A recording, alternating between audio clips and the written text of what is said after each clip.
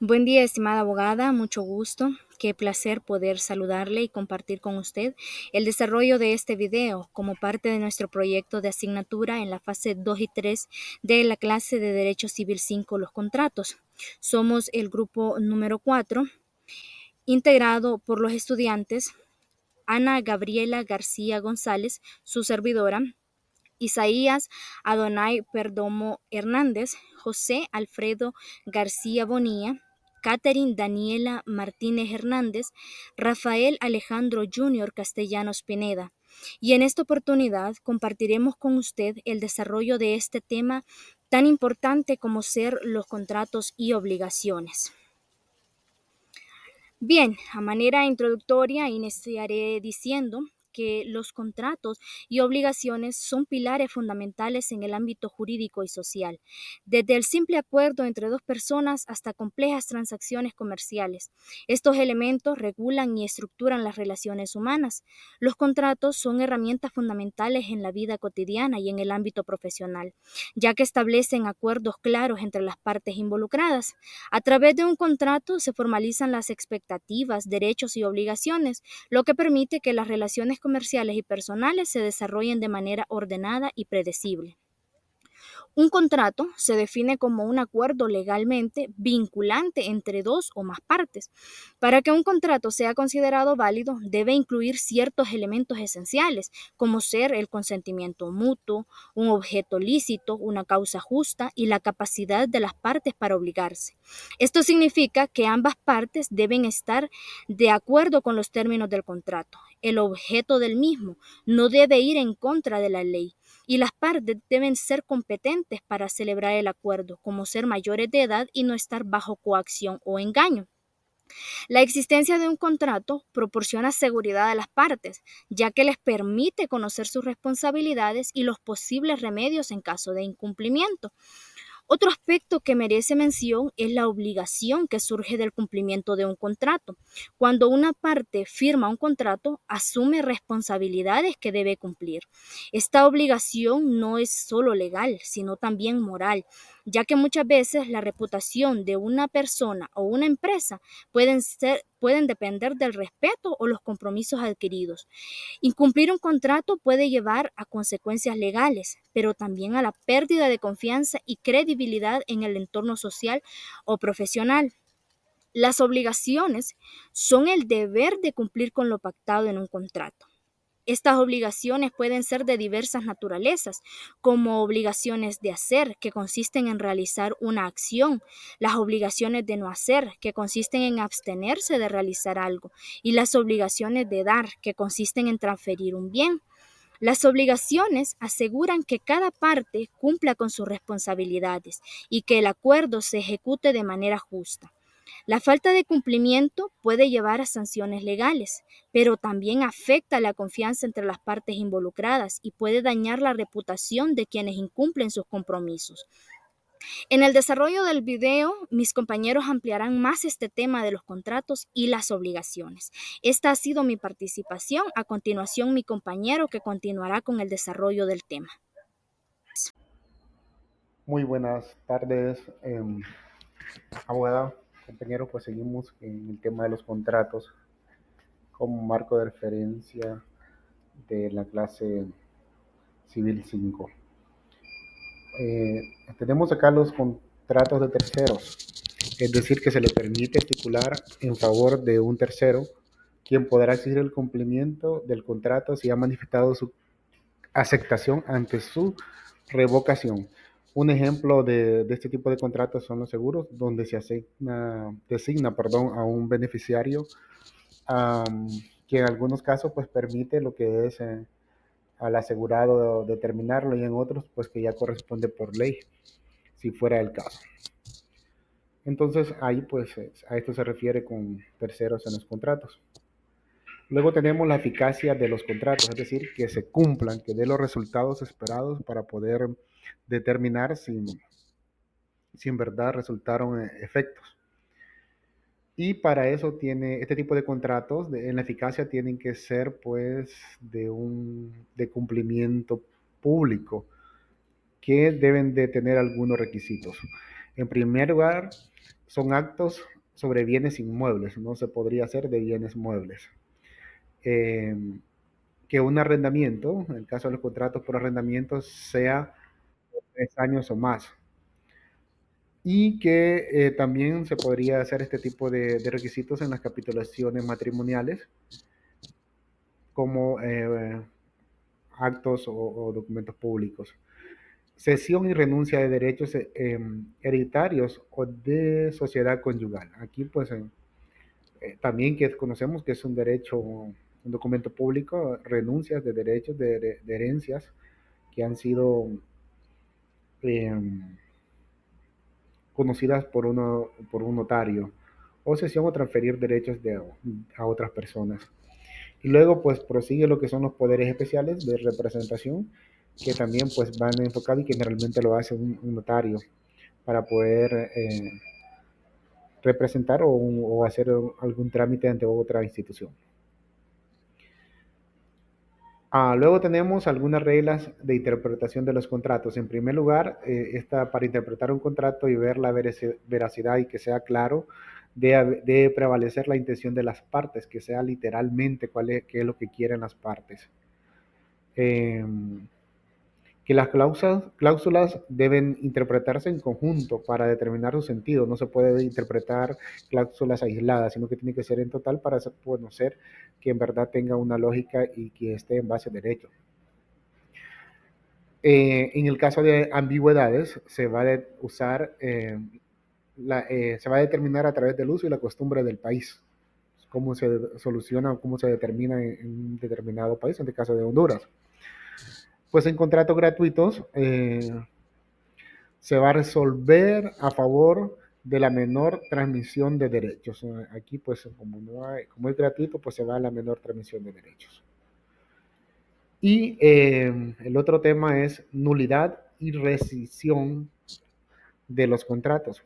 Hay dos tipos de nulidad, una es absoluta y la otra relativa. Hay nulidad absoluta cuando falta alguna condición esencial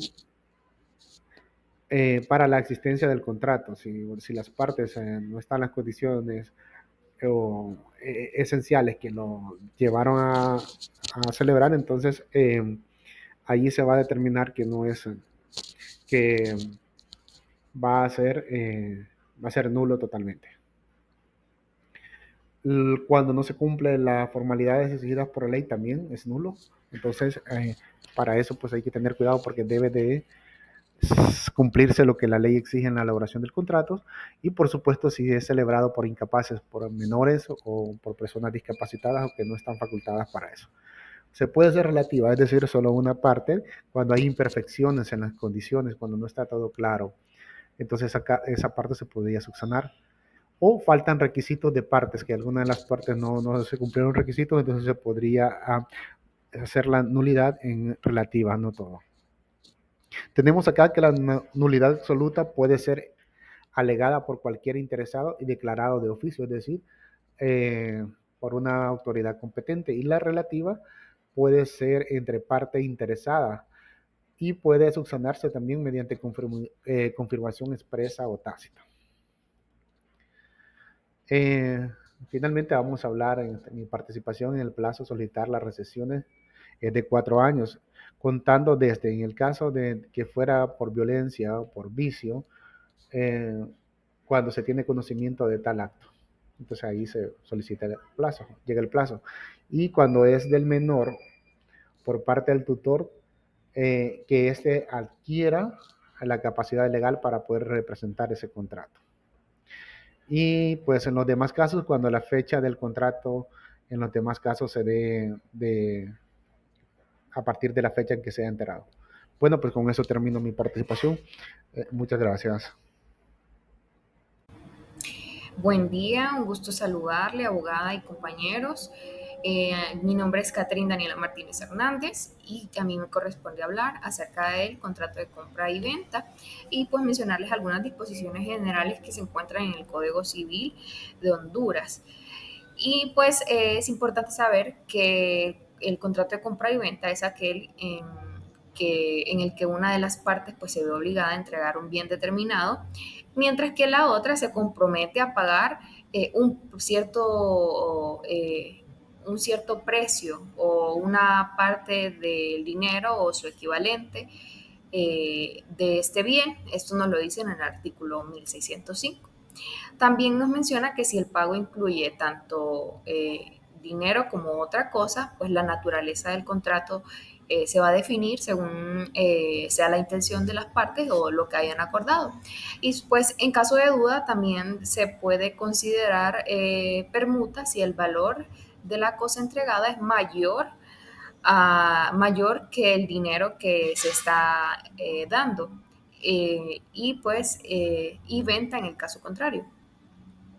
Esto nos lo dice en el artículo 1606. Ahora bien, es importante señalar algunos puntos importantes como lo que aparece en su pantalla a continuación, cuando se considera válido el precio. Cuando hablamos de un contrato, en el artículo 1607 nos dice que para que el precio se tenga por cierto o se considere válido, pues bastará con que sea pues por medio de una referencia u otra cosa cierta o que se deje su señalamiento al arbitrio de la persona determinada. Si ésta pudiere o no quisiere señalarlo, pues quedará ineficaz el contrato. Eso nos lo dice en el artículo 1607, pues importante señalarlo. También nos habla de la venta de bienes funibles como valores, granos o líquidos, y el precio dice que será válido si se determina conforme al valor del mercado en una fecha específica en estos casos, y ahí eso lo encontramos en el artículo 1608. También se dice que el precio no puede ser determinado arbitrariamente por una sola de las partes. Y también dice que la venta se considera perfeccionada y obliga a las partes desde que se acuerda el objeto del precio, aunque no se haya realizado la entrega. Ahora hablamos también del daño o provecho de la cosa vendida. El artículo 1611 nos dice que el daño o provecho de la cosa vendida después de lo perfeccionado del contrato se regulará por lo dispuesto en los artículos 1352, 1353 y 1460. Nos dice que si la venta está sujeta a prueba previa del bien, se presumirá que la obligación del contrato es condicional hasta que el comprador lo apruebe. Y también que cuando se entrega en aras, el comprador puede desistir perdiéndolas y el vendedor puede retractarse devolviéndolas con el doble de su valor. Si no se estableció pues un plazo, la retractación podrá solo realizarse dentro de los 2 meses siguientes o antes de formalizar la escritura. Esto nos lo dice en el artículo 1613. Ahora bien, también por otra parte tenemos la prohibición de adquisición de bienes por ciertas personas. El artículo 1616 nos dice que la expropiación forzosa por utilidad pública se regirá por leyes especiales, es decir, que en estos casos hay prohibición para que algunas personas puedan adquirir un bien o comprar bienes, ya sea directamente o mediante terceros. Entre ellas se incluye al guardador, es decir, aquella persona que sea tutora o curador o respecto a los bienes que están bajo su tutela. También nos dice que los mandatarios sobre bienes que tengan dentro de su administración o estén bajo su cargo, y también nos incluye a los funcionarios públicos respecto a bienes del Estado o entidades públicas que administren estos bienes. Y por último nos dice también que los magistrados, jueces, individuos del Ministerio Fiscal o secretarios de tribunales que igualmente estén bajo o respecto de bienes o litigio en su jurisdicción, salvo algunas excepciones que nos dice el artículo 1618. Y por último también es importante que hablemos sobre los efectos del contrato de compra y venta cuando se ha perdido la cosa y nos dice, o la cosa vendida, y nos dice que si al momento de celebrarse el contrato la cosa ha perecido completamente, el contrato va a ser nulo, y si solo ha desaparecido una parte, el comprador podrá optar por desistir del contrato y aceptar nada más la parte existente, pero con una reducción proporcional del precio. Y bueno, esto es todo de mi parte. Ahora continuamos con el compañero Rafael Castellanos. Muchas gracias. Bueno, buenas tardes, abogada. Eh, a mí me tocó hablar acerca sobre las obligaciones del vendedor. Dentro de este marco legal, pues el vendedor pues tiene también sus obligaciones y hablamos ahí de lo que es entregar la cosa vendida y el saneamiento o garantizar ese saneamiento. Cuando hablamos de esto, podremos hablar acerca de que si es un inmueble, un bien terreno, y la persona vendedora está vendiendo y tiene pendiente impuestos en la municipalidad, él está obligado a pagar esos impuestos, ¿verdad? O si en el contrato se pactó de que había una mejora pendiente, realizar esa mejora. También tendrá que entregar, ¿verdad? Lo que es el bien inmueble tal y como lo describe el contrato, ¿verdad? Entonces, si, por ejemplo, pactaron vender una finca de café y en esta finca pues ya estaba para dar su cosecha, y si en el pacto está de que tienen que entregarla con todo y la cosecha, el vendedor no puede cortar el café e irlo a vender, sino que tiene que entregarla tal y como se ha pactado. También pues va a incluir, ¿verdad? Dentro de las obligaciones del vendedor todo lo que se pacta, todo lo que se pacta, todo lo que estipule el contrato sin saltarse algo de lo que se estipule.